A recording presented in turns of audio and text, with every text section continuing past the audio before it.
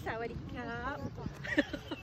Okay, sekarang ni kat jetty nak pergi Four Island. So kat sana kita ada nampak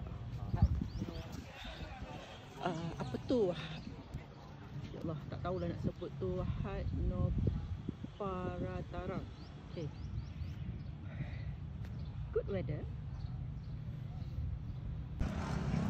Okay, sekarang nak naik boat. Tak apalah, bagi satu boat kita. Tambah-tambah.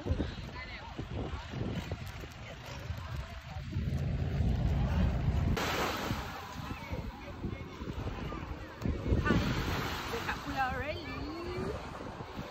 Kita tengok sana. Dan tengok ni, yang ni dikatakan tempat siapa yang nak buat hajat. Orang Thailand dia nak buat hajat, dia pergi jenazah lah dekat situ, dekat pulau.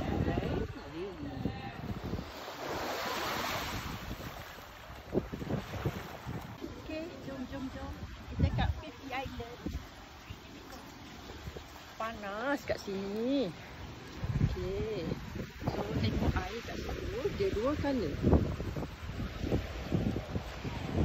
So, nak pergi kat boat lah sekarang.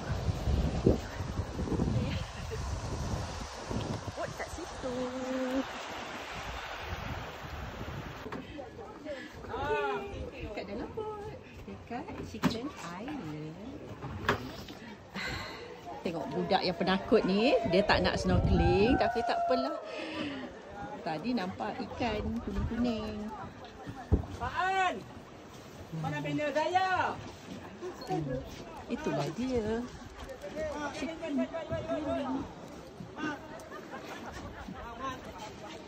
Tu nampak ikan kuning-kuning kat situ. Nampak ikan.